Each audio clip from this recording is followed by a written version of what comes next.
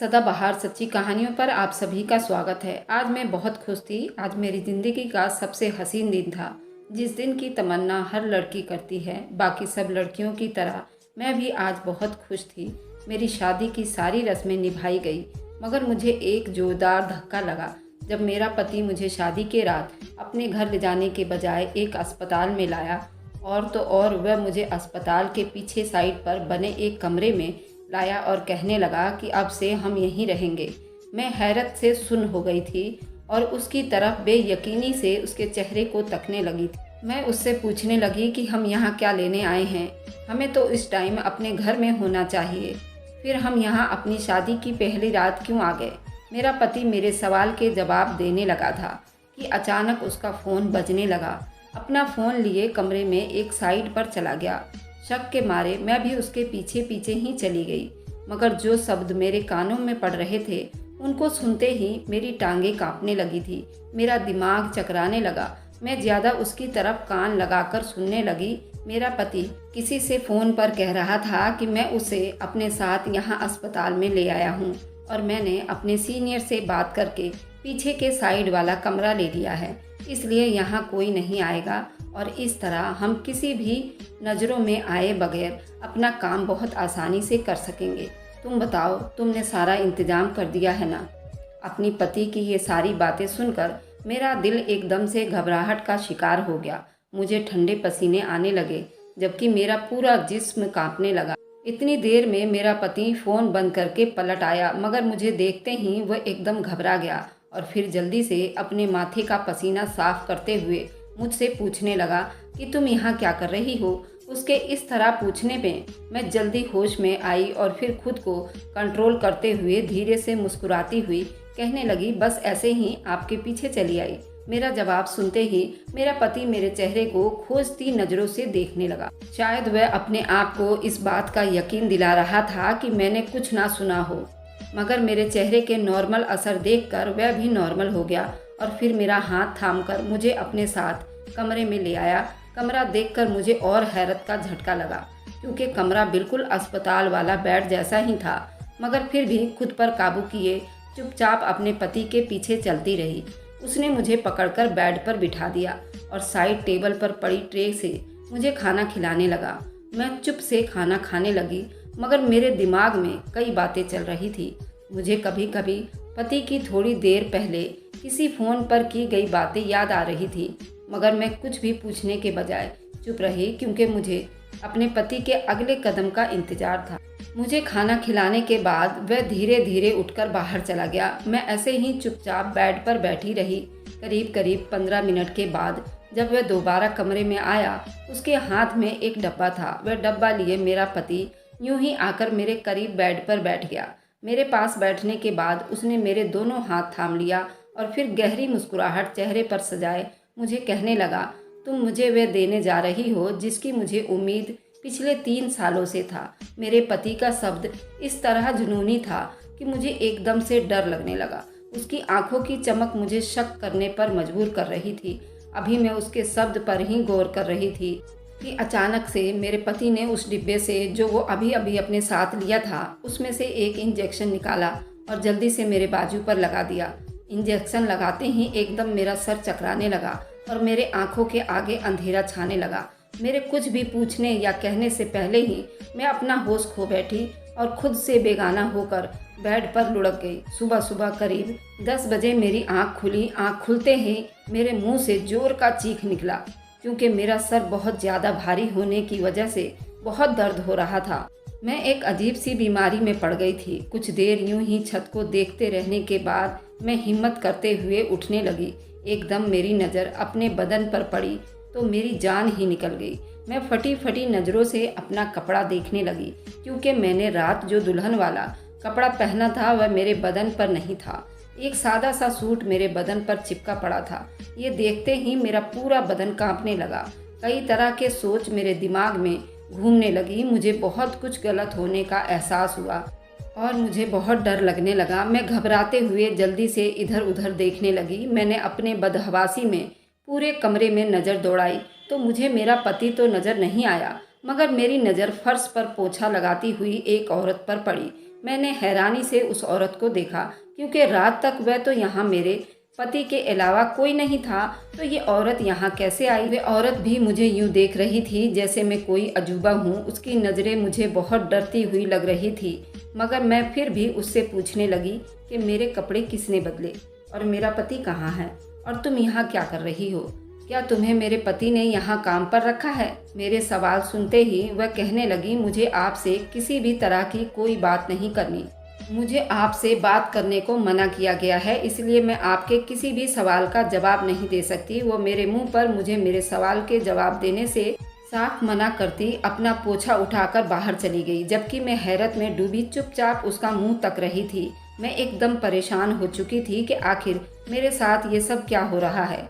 आखिर वह कैसा इंजेक्शन है जो रात मेरे पति ने मुझे लगाया था, और तो और ये मेरा पति एकदम कहाँ गायब हो गया। एक ही दिन में इतनी अजीब हरकत देखकर मुझे डर सा लगने लगा था। फिर मुझे ख्याल आया, कहीं मेरा पति मेरे साथ कुछ गलत तो नहीं कर रहा ना। उन सारे सोचों में मेरा दिमाग फटने लगा था। मैं बिल्कुल निढाल हो चुकी थी। मैं दोबारा बेड पर गिर गई और चुप से छत को घूरने लगी। अभी मुझे 5 ही मिनट बीते थे कि वही औरत हाथ में खाने की प्लेट लेकर अंदर आई, जबकि उसके पीछे ही मेरी माँ भी अंदर आई। अपनी माँ को देखते ही मैं चुप से उछल पड़ी। मैं जल्दी से अपना बदन घसीटते हुए उठ बैठी। काम वाली खाने वाली ट्रे साइड टेबल पर रख कर जा चुकी थी, जबकि मेरी माँ धीरे धीरे चलती हुई मेरे पास आई और मेरे पहुँचते ही मेरी माँ ने एकदम बहुत ज़ोर से मुझे गले से लगा लिया। और तो और मुझे गले लगाते ही मेरी माँ ज़ोर ज़ोर से रोने लगी। अपनी माँ की ऐसी हालत देखकर मैं दंग रह गई। मैंने तो अभी अपनी माँ को कल से लेकर अब तक के होने वाले सारे किस्से के बारे में कुछ भी नहीं बताया था, तो फिर मेरी माँ किस वजह से रो रही थी। मैंने अपनी माँ का चेहरा अपने दोनों हाथों में थामा और उनसे पूछने लगी कि माँ क्या हुआ। मेरे सवाल पूछते ही माँ एकदम घबरा सी गई। माँ ने जल्दी से अपने आंसू साफ किए और कहने लगी, कुछ नहीं बेटी, बस तुझे विदा करके उदास हो गई थी, इसलिए रहा नहीं गया तो तुझे मिलने आ गई। और फिर तुझे देखते ही मैं अपने दिल पर काबू ना रख सकी। मैं अपनी मम्मी के बेकाबू होकर रोने लगी। माँ ने मुझे लंबी चौड़ी वजह बता दी थी, लेकिन मेरा दिल फिर भी तसल्ली में नहीं हुआ था। मैं शक की नज़रों से माँ को देखने लगी। जब माँ ने मुझे घूरते हुए पाकर माँ अपने चेहरे पर आया पसीना साफ करने लगी, मगर माँ के हाथों की कपकपाहट साफ दिखाई दे रही थी। मेरी माँ का ऐसा रवैया मुझे हैरत में डाल रहा था, क्योंकि कल मुझे विदाई करते टाइम तो माँ हद से ज़्यादा खुश थी। यहाँ तक कि माँ ने विदाई के टाइम एक आंसू तक नहीं बहाया था। मैं ज़्यादा माँ से कुछ पूछने लगी थी कि एकदम जोर से मेरा पति दरवाज़ा खोलकर अंदर चला आया। जैसे ही मेरे पति की नज़र मेरे माँ पर पड़ी तो शक की नज़रों से माँ को देखते हुए पूछने लगा कि आप यहाँ सुबह सुबह क्या लेने आई हो। माँ मेरे पति का सवाल सुनते ही घबराते हुए कांपती आवाज़ में बोली कि बस बेटा, मैं अपनी बेटी को देखने चली आई थी। माँ का जवाब सुनते ही आंखों में मेरे पति ने माँ को न जाने ऐसा क्या कहा।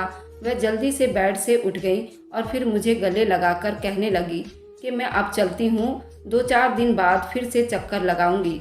मुझे माँ और अपने पति का रवैया बहुत ही हैरत में डाल रहा था। मुझे समझ ही नहीं आ रही थी कि आखिर ये दोनों आंखों से क्या बातें कर रहे थे, और माँ मेरे पति के इतने आगे पीछे क्यों घूम रही हैं। कहीं माँ भी मेरे पति के साथ मिलकर मेरे साथ कुछ गलत तो नहीं कर रही। ऐसे बहुत से सवाल मेरे दिमाग में उलझ कर रह गए थे। मैं चुप सी तमाशा बनी उन दोनों की कार्यवाही देख रही थी, क्योंकि मुझे कुछ पूछना तो दूर की बात किसी ने मुझे बताया तक नहीं था। माँ के जाते ही दरवाज़ा बंद करके मेरा पति मेरे पास चला आया। उसने मुझे खाना खिलाया और कुछ दवाई खिलाने लगा। मैंने बहुत सवाल पूछनी चाहिए, लेकिन मेरे पति ने मेरे एक न सुनी। और फिर दवाई में न जाने ऐसा क्या नशा था, मेरी आंख लग गई।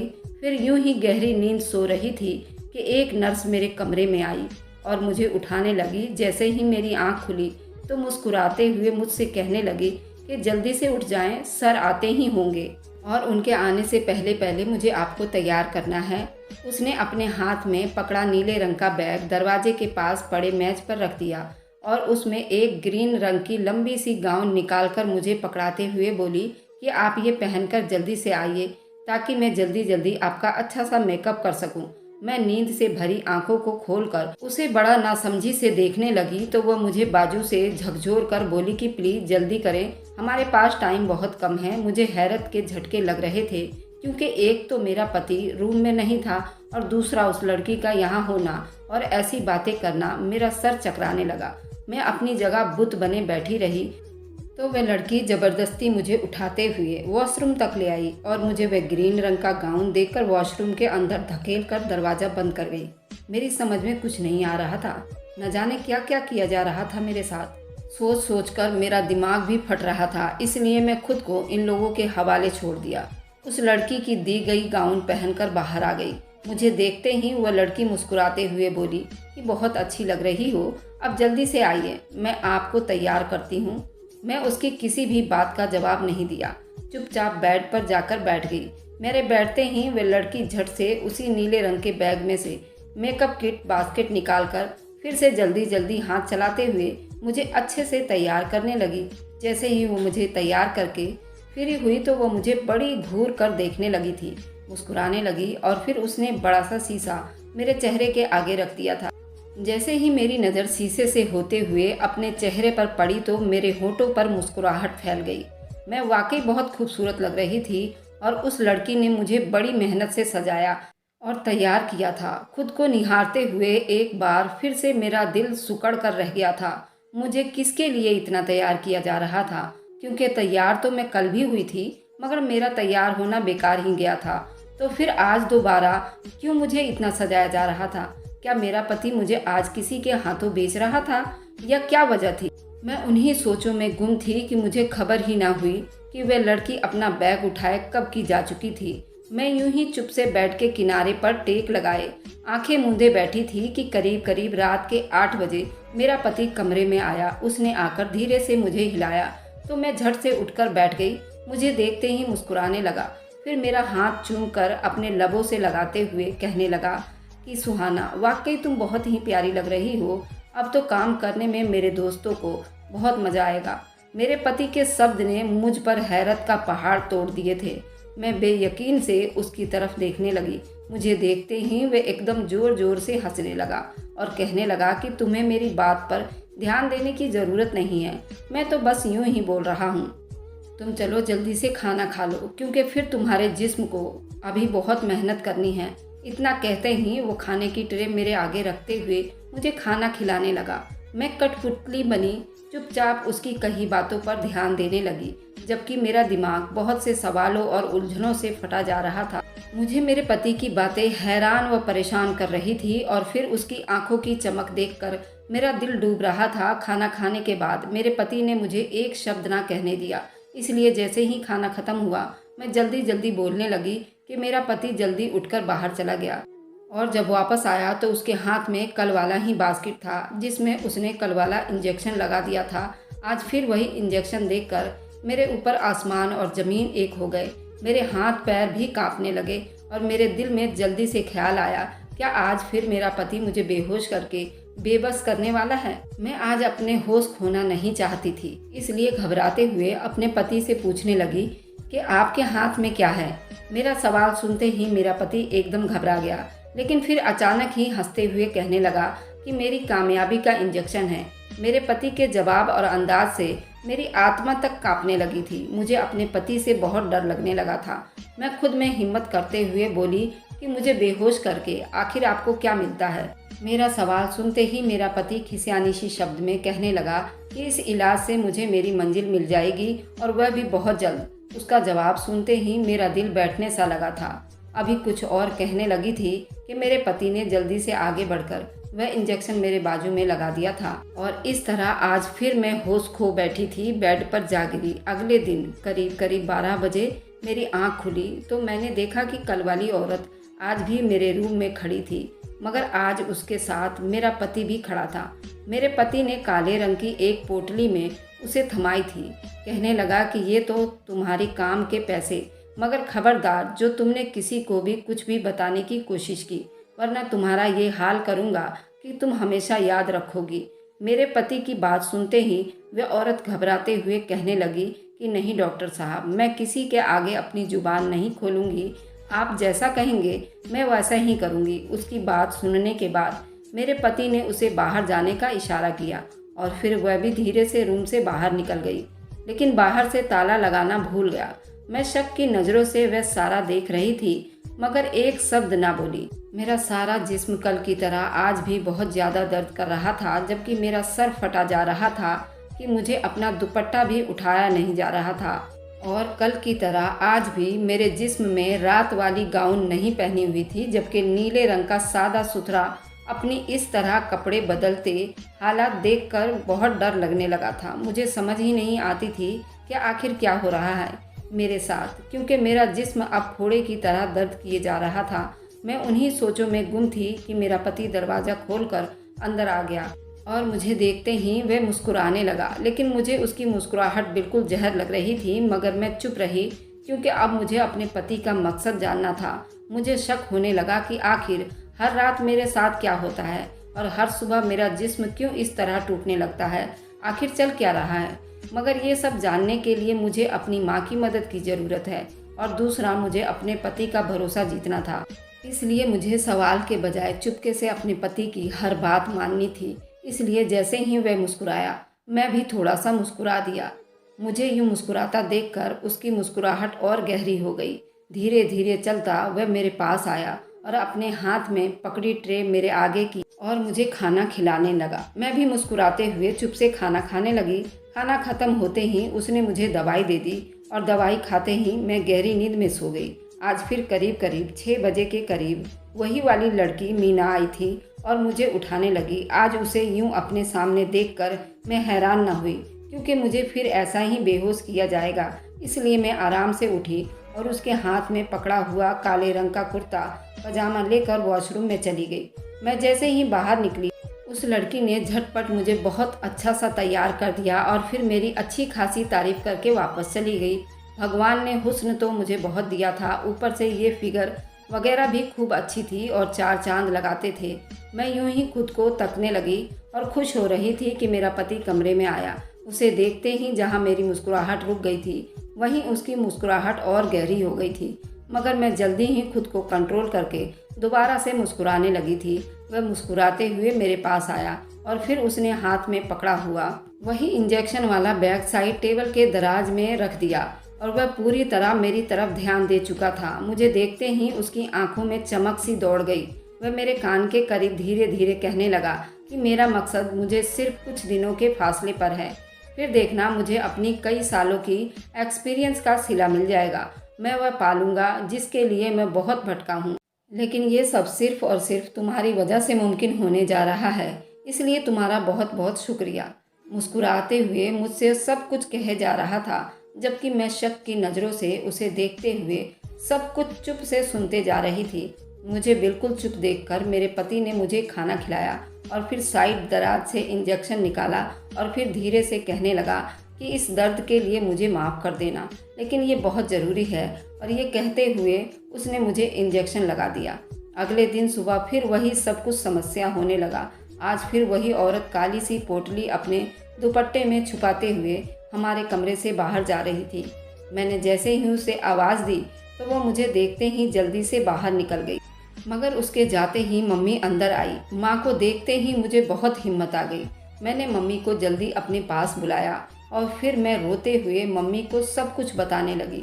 मैंने मम्मी को हर रात मेरे साथ पति मुझे इंजेक्शन लगाने से लेकर हर सुबह औरत का एक पोटली लेकर जाने तक और फिर हर शाम एक लड़की का आकर मुझे तैयार करने से लेकर सुबह उठते ही मेरे बदन के एक एक दर्द होने तक मैंने हर चीज़ मम्मी को बताई। जैसे जैसे मम्मी को बताती गई, मम्मी के चेहरे का रंग बदलता गया। मेरी बात पूरी होने तक मम्मी को बाकायदा ठंडे पसीने आने लगे थे और जैसे ही मेरी बात पूरी हुई, मम्मी झट से कहने लगी, जो कुछ भी तुम्हारे साथ हो रहा है ये सब कुछ तुम्हारे भले के लिए ही है। खबरदार जो तुमने इस सब के बारे में किसी को भी बताया, वरना मुझे अपनी माँ भी मत कहना। मम्मी की हालत और रवैया देखकर मुझे बहुत सख्त धक्का लगा, क्योंकि मुझे तो लगता था कि मम्मी मेरा साथ देंगी, मुझे उस सब से बचाएंगी, मगर मम्मी ने तो साफ मना कर दिया था और तो और मुझे भी कुछ भी करने से मना कर दिया था। मैं हैरत में डूबी मम्मी को देखती रह गई, लेकिन फिर जल्दी खुद को संभालते हुए मम्मी से कहने लगी, ठीक है मम्मी, जैसे आप कहेंगी मैं वैसे ही करूँगी। मम्मी को तो तसल्ली दिलवा कर मैंने भेज दिया था, लेकिन अब मुझे और भी ज़्यादा बेचैनी होने लगी थी।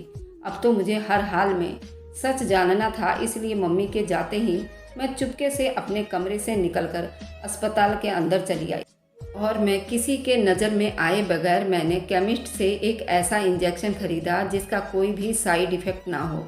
वह इंजेक्शन लेकर मैं फटाफट अपने कमरे में वापस चली आई। सारा दिन मामूली के मुताबिक ही बिताया था। आज भी मुझे वही सब तैयार किया गया था और फिर रात को जब खाना खिलाने के बाद मेरे पति ने मुझे इंजेक्शन लगाना चाहा तो मैंने जिद कर ली थी कि मुझे अभी आइसक्रीम खानी है, इसलिए मुझे आइसक्रीम लाकर दीजिए, वरना मैं किसी भी तरह इंजेक्शन नहीं लगवाऊंगी। अब मेरे पति ने मेरे जिद के आगे हार मानते हुए मेरा पति आइसक्रीम लेने के खातिर जैसे ही रूम से बाहर निकला, मैंने जल्दी से वह इंजेक्शन वह लगाने वाले इंजेक्शन के साथ बदल दिया। कुछ देर के बाद मेरा पति आइसक्रीम लेकर आ गया। मैंने खुशी खुशी आइसक्रीम खाकर इंजेक्शन लगवा लिया और फिर बेहोश होने की एक्टिंग करने लगी। जैसे ही मेरे पति को अंदाज़ा हुआ कि मैं बेहोश हो चुकी हूँ, उसने जल्दी ही कुछ लोगों को फ़ोन करके अंदर बुलवा लिया। कुछ ही देर में मेरे आसपास बहुत से लोग जमा होने लगे। इतने लोग की कदमों की आहट सुन कर मेरा दिल घबराने लगा था। जब मुझे ज़्यादा बर्दाश्त ना हुआ तो मैंने झट से अपने चेहरे से कपड़ा हटाए, लेकिन कपड़ा हटाते ही सामने का मंजर देखकर मेरी तो ज़ोर से पूरे कमरे में चीख गूंज उठी, क्योंकि मैंने देखा। अब सुनिए मेरी कहानी, मेरी जुबानी। शुरू करती हूँ मेरी बचपन से जवानी की कहानी। मेरा नाम रीता है। मेरी उम्र 21 साल है। मेरी पढ़ाई फर्स्ट ईयर का पास कर लिया था। मैं 8 साल की थी जब मेरे पापा की मृत्यु हो गई। मम्मी मुझे लेकर अपने भाई के यहाँ चली आई। मेरे मामा और मामी बहुत अच्छे थे। उन्होंने हमें बहुत प्यार से अपने घर में जगह दे दी। मेरे मामू की 2 बेटियां थीं, लेकिन मामा और मामी ने कभी भी मुझ में और उनमें फ़र्क नहीं किया था।